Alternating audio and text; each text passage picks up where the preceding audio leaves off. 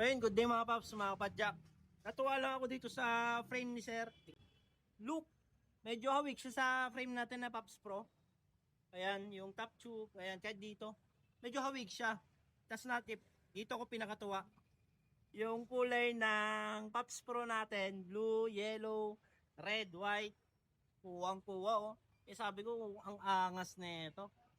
Sakto kasi si Sir nagpakabit sa atin ng carbon natin na rin mga paps. Carbon yan. Tubeless ready. Ayan, solid.